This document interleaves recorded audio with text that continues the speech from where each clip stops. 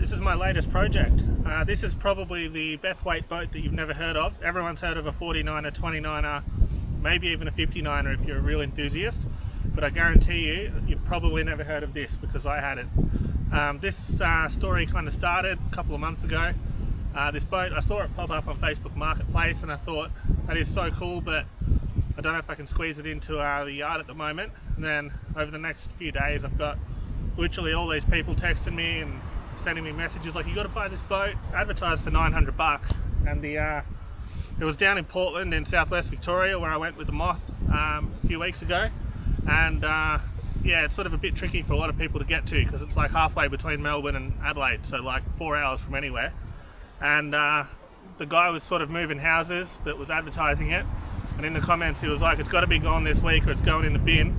And being a total piece of sailing history, I couldn't let that happen. So I sent him a message and I'm like, look, I can't afford $900, but $150 and I promise I'll make videos about it. He's like, yep, done. And I'm like, uh-oh, I've ended up with this boat. So from what I know about it, it's in the sort of late 80s, Frank Bethwaite and Julian were sort of experimenting with different concepts, and I think they tried that kind of sail rocket idea and sort of were just trying to make the fastest boat they could that broke all the rules of sailing. And this is where they ended up. So I believe it's about 2.1 meters wider than a Tornado, which is crazy, particularly when you think that I'm going to be hanging off it. And then it's got, yeah, sort of a little bit less sail area than a 49er, but yeah, a lot more than say a 29er. So even more than, probably 3 square meters more than an A-class, 6 square meters more than a Contender. You think of a Contender as an already powered up boat, and then this thing smashes that. It's got a main and a jib. I haven't even opened it up yet. I literally took it off the trailer at my son's first birthday party when Dad brought it down from Portland for me. That's how I was able to get it because my family's already there. And yeah, me and my brother carried it around the back of the jumping castle during the party, stuffed it down the side of the house, and literally today, about 6 weeks later, I've finally dragged it out, and now we get to go through everything and see what we bought. So yeah, hopefully you enjoyed this one. Obviously, yeah, $150, you can't even buy Macca's 3 times with that now. So you can either get Macca's 3 times or you can take up sailing on one of the rarest high performance boats out there. I know which one I'd choose. I'd probably go for both, but if I couldn't, I'd get the boat. And yeah, let's yeah, start opening these bags and see what we've got and try and rig this thing up. So you can see, just looking at the bow shape under here and up into the bow sort of stem there, that it looks like a Bethwaite boat. You can see the Frank Bethwaite influence the whole way through it. This angle looks so similar to a Laser 2. There's also probably a bit of 49er looking design there. It also looks like, sort of, if you look from the mast step here down to the bow, it's been cut away sort of as much as it possibly can. Yeah, a lot of modern boats have obviously gone down this route of cutting down this part as much as they can. Like if you think about Hugo Boss and stuff, Yamamoto, where they've got that big chamfer, I suppose this is sort of a similar kind of theory. So these are the floats. As you can see, not very heavy, not very big. They're only about 2 meters long. They're not designed to be sort of pressed in the water like a traditional Trimaran would, where you drive it off the leeward hull. This boat's more like a monohull with training wheels, which is why it's so wide. These are just to kind of give you enough stability to stop and have a rest, or if you dig the leeward one in, it'll bounce up and keep going. Or if you hit a lull, the windward one will support you momentarily while you bear away a bit and get the sheet on. And yeah, get sailing again. So very handy because we found that they fit in the car. This whole thing was designed to be sort of car topped. We've got the original ad that came with the boat, along with a copy of Higher Performance Sailing 1, the Frank Bethwaite book that talks about it. But in the ad it said, yeah, designed for the imaginative sailor, which is me. And yeah, it also says that it was designed to be car topped. And yeah, I can't think of a boat that has this kind of performance that fits in such a compact package. Yeah, let's keep going and look at the other components of the boat. Oh, one more thing. The floats are designed to fill with water, so if you tip over, I don't know if anyone's ever bothered to watch the Wetter Trimaran like tutorials, but yeah, I think they take the bulkhead cap or the buoyancy cap out of the back of the hull when they tip over, and then they sink the hull so that they can then get the main hull down to the water, get the rig parallel with the water and ride it again, and then as they start sailing the water comes out. This is a similar concept, so it's got these holes at the front, and then that's the bow. Then in the stern, it's got these 2 holes that look like they should have a bung, but they don't. So Yeah, you can submerge this hull when you capsize, get this main hull in the water, get on the centerboard and ride it. That's also covered in the book that I'll put on the screen now. And yeah, you can have a quick look at the suggested riding procedure for this. Just so good when you buy a boat and all the stays and everything are neatly coiled in a nice little bag, probably the original bag. Like, this is just a credit to the previous owner or owners, like the fact that everything is still mint condition. Like, they reckon only 15 or 20 of these boats were ever built, and the people in the comments that were sort of involved in it back in the day on Facebook reckon this is the last surviving example, and that's why I couldn't let it go to the tip. It's like the Mona Lisa of sailing. I can't believe no one wanted it, but yeah, it's just so good when you get stuff that's absolutely mint condition. Yeah, hopefully it's going to make our job a bit easier as we set this thing up. So this is the mast, two-piece spar, so similar to a 49er or any of those Bethwaite boats, particularly of this era. It's got the sort of composite tip, probably fiberglass. That's obviously designed to bend and give that kind of automatic sheeting, automatic twist feature that the Bethwaite rigs are so well known for. Everyone will obviously remember from Awesome Aussie Skiffs, the DVD, where AMI had the early version of this rig and the kite was flogging. I think it was off Rottnest Island somewhere, and the whole thing was going off like 90 degrees, and the commentators like, that's a credit to the engineering of Julian Bethwaite. Well, that's one of these rigs. So nice sturdy aluminium bottom section, very similar looking to a 29er or 49er alloy mast, and then bendy fiberglass top section, and we've just got to insert the sleeve into the top section by the looks of it. See, we've got these neat velcro sort of tape to hold the two together during transit, wire halyards, exit block still spins. I'll whack some of that lubricant on that later. Let's keep going. So aluminium boom, obviously. Like run stand sort of 40mm blocks from back in the day. They still look to be in like really good condition, really. I'll probably just leave them for now, change it later when I change everything. Centerboard, obviously absolutely tiny. As you'll remember in Frank Bethwaite's second book, he talks extensively about making the centerboard kind of as small as you can and still be able to get out of attack and actually get the thing going. And as you can see with this boat, he's taken it to the absolute extreme. This board looks to me made of timber, but it's still not very heavy because it's so small. And it looks like a really nice shape. Probably needs a little bit of fairing down the bottom just where the paint's come off, but for a timber board that's the best part of 30-35 years old, it's still in excellent condition. Again, credit to the previous owners. So these are the wings. Obviously they've made the trampolines as small as they possibly can and still make it possible to sail.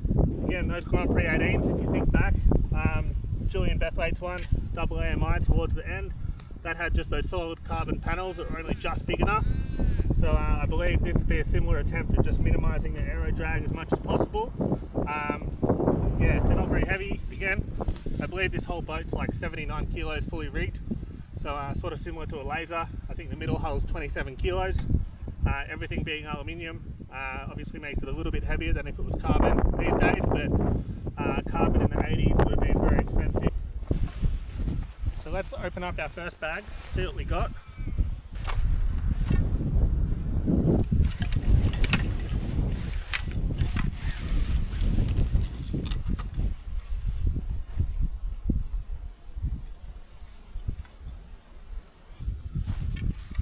Rudder box again looks really similar to that kind of laser 2 type era. Not surprising. Maybe a taser, probably really similar to a taser. You get it sort of a bit closer. Really nice neoprene cover. Look at that. Couldn't buy that for 150 bucks. That's beautiful. Wonder if that means I can go to the Wooden Boat Festival. We've also got a shackle lying on the ground. Fell out of this bag. Oh, there's a pin for it. Must be my lucky day. What else did we get? We've got 2 tiller extensions, obviously, one for each side. This little tube will be the jib boom. Again, looks so similar to the taser kind of whisker pole. It's got the original late 80s Ronstand X10 extension. I've never seen that end before, but that's really nice. Alloy, obviously. I reckon these are custom ends. Or someone stripped off the black anodizing off this one. Who knows? one of the stumps that goes in those holes in the boat to mount the wing frame to.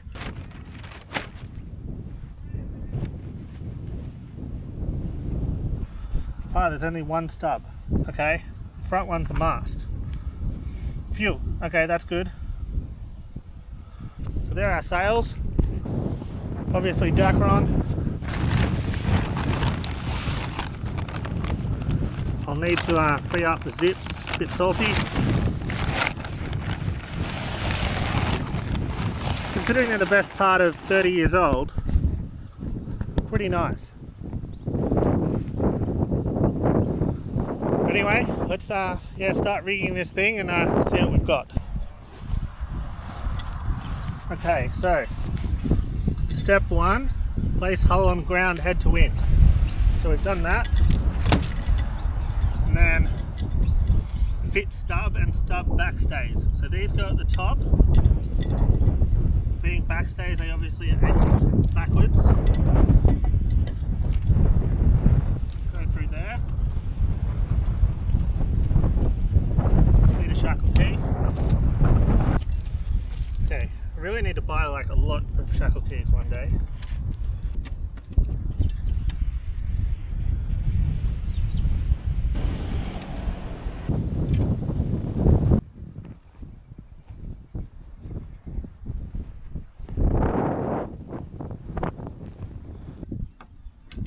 Okay, so I need a clevis pin for that.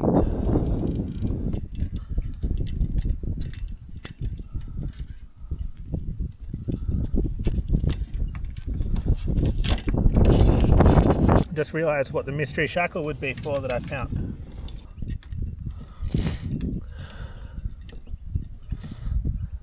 It says to attach the aft wing beams to the stub. So here you can see I had a bit of an issue with the alignment on that port side channel fitting that these wing bars pin into. Like, see how you have to drop down that front bar sort of while you're waiting to put the mast up? It does put quite a lot of twisting onto these fittings, so I had to bend it back with the pliers, which is a bit of a shame. I'm sort of a bit wary of how small those pins are. Like you can see, they're quite small in diameter, so I might look at getting some thicker ones. Okay, next I have to put the mast together.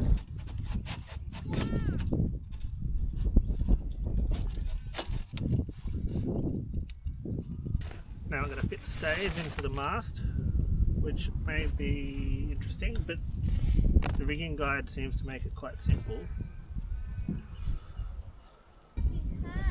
So these ones with the plastic, they're the actual stays, so they go into the junction of the two masts, where the joint between the two sections is.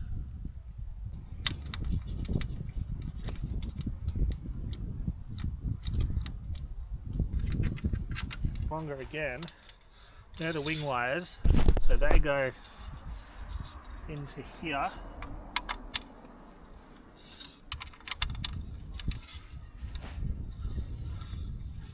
And that means that these ones have to be the lowers because they're the last two left that are the same length.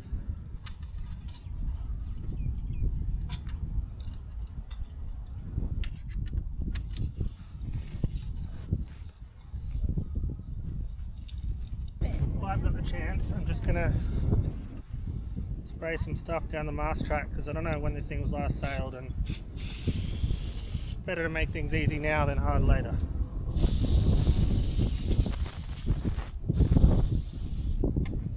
So I've just noticed that the halyards are still right up the top of the mast, so that'd be a problem later. So I'm just going to go down the bottom and untie them so that then I can put the sails up later without having to tip the boat over.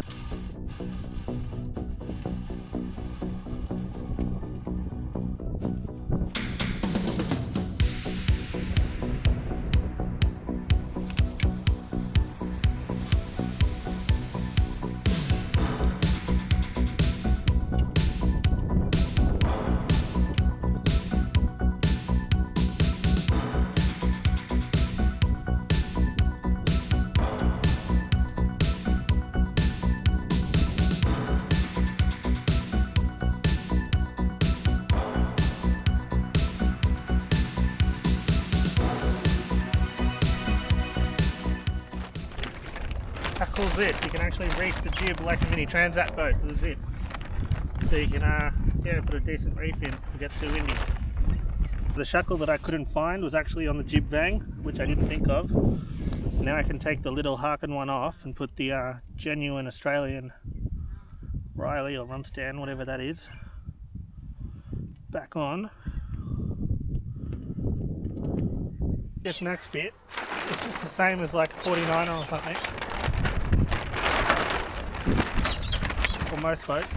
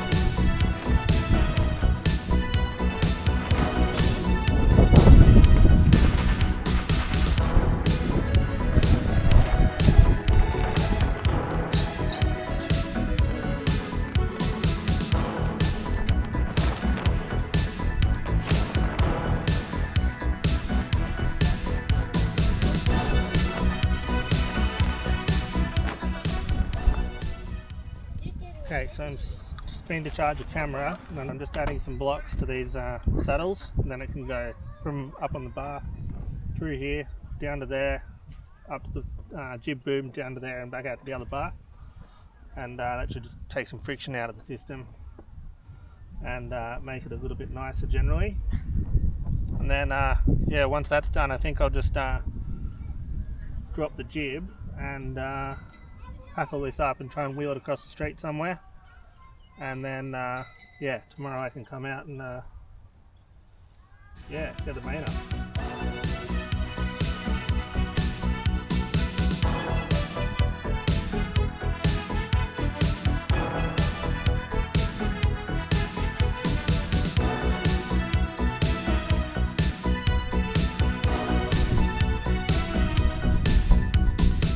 Let's just get an idea of what it's like to sail. So let's say you're sitting up here. I'll have a take-up system leading it out the wing to about here somewhere. Don't know how I'll do the take-up system.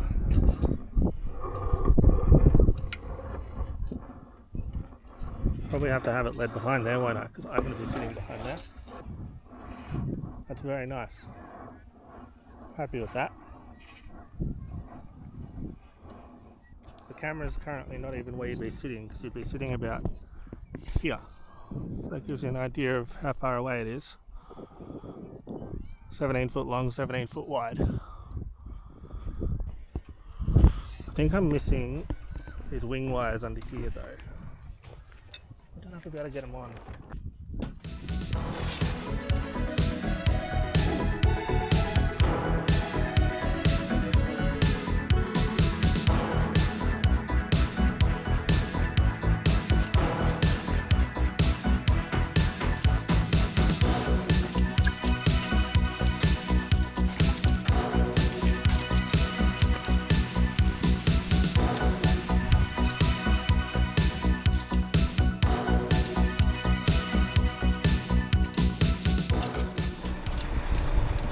Okay, day 2 of working on the Bethwaite $150 Trimaran.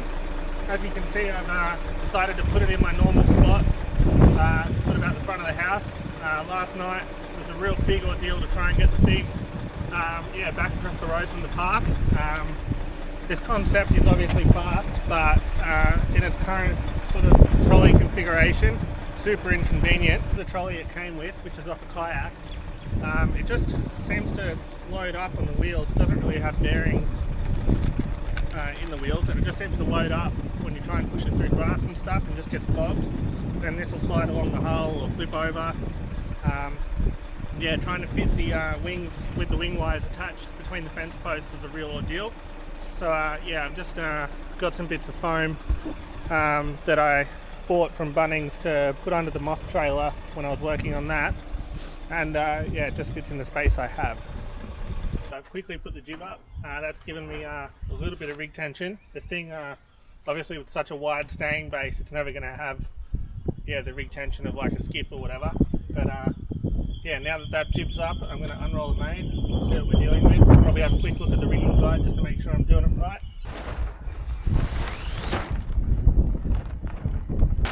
According to the instructions, this next bit looks relatively simple. I did lubricate that mast track yesterday, so that should make things a bit easier. So it looks like you just pull the main up and then put the boom on at the end, like most boats. So the previous owner, again, to his credit, has actually let the battens off, so the sail hasn't been stuffed as the temperatures change throughout the seasons. So I've just got to go through and tension the pattern.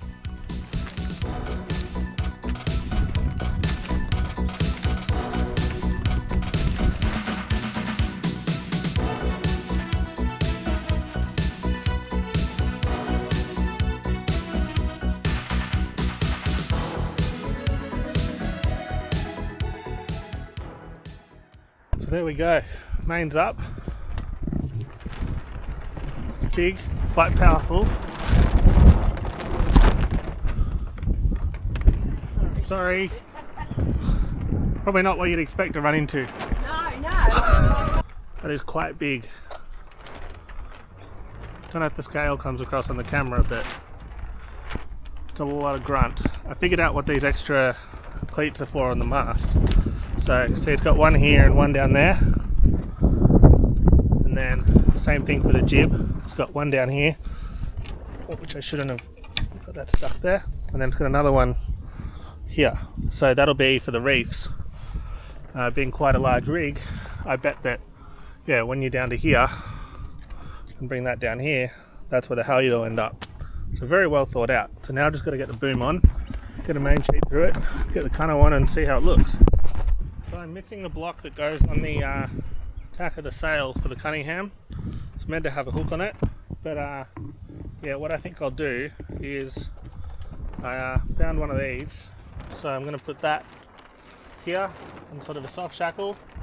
So I'll just go sort of through the eye, back out to this, and do one of the soft shackles with a bobble on it that I use on the other boats. And the other block for the Cunningham's down here, and then the cleat is on the other side with the rope for it. So I'll just do that as a sort of nice modern solution to get me going. And then I think when you pull that down here, once you put it down enough, you're able to shackle it onto the boom. So let's get into it.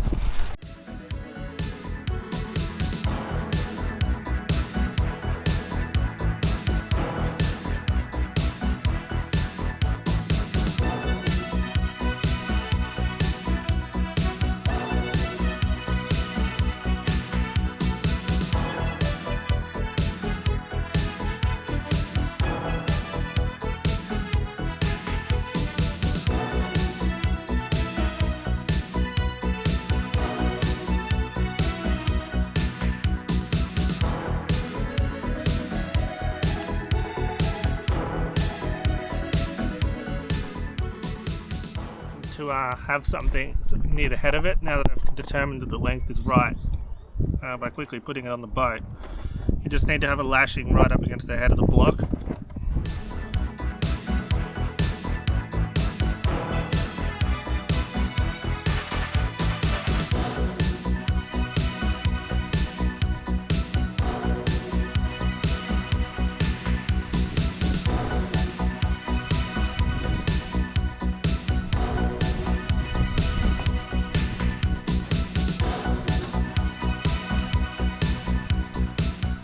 So next I'm just going to clip the boom on, and then I've got to fit the vang.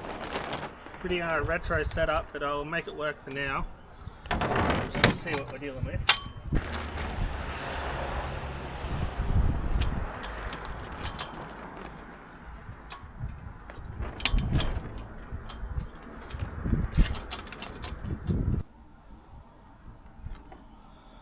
Bit short on shackles and stuff and blocks at the moment, so I'm just going to do this for now.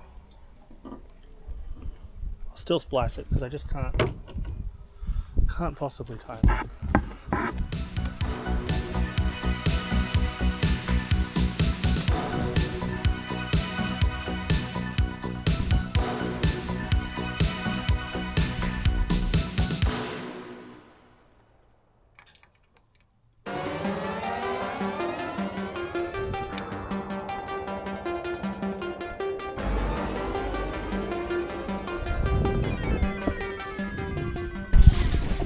Okay, so there's the bang on. Next thing is a main sheet, which I haven't found either. I'll go have a look and see what I've got, and yeah, see what I can put together. Okay, so I found a main sheet. Interestingly, the rigging guide shows a 2-to-1 system, but yeah, someone's added more blocks at some point. So I'm just going to rig up what's there, and let's just see how it feels. And then I will change everything accordingly later on. There you go, main sheet system. Hold that. There's no water here. I know, just trying to make it work. Oh. What type of boat is this? A Trimaran. I've never seen you have this boat. You got another boat? Yeah. Your third boat? Yeah. You rent it or you buy it? I bought this one. Okay. Last thing to do, fit the floats. Obviously this is a bit sketchy at the moment because the wind's pretty shifty in here and it keeps bouncing from wing to wing. But I really want to see how they fit. So from what I gather, you just slide this on. And then there must be another pin up in here.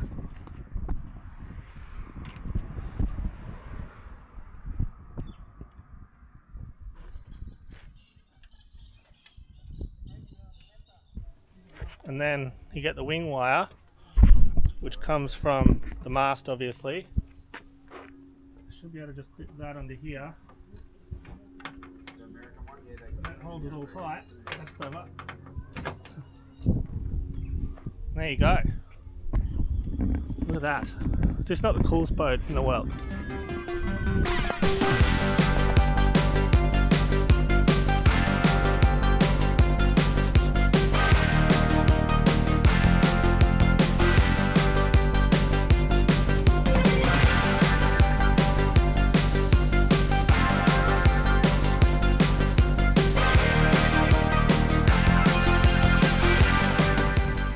There you go.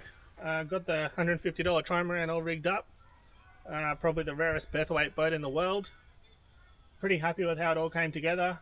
Quite simple. I think I'll probably just leave it in its sort of current configuration for the first few sails. I do have a little bit of work to do in terms of shock cord take-ups and stuff, just because like I can't have the jib sheet falling off the front of the beam and ending up down there.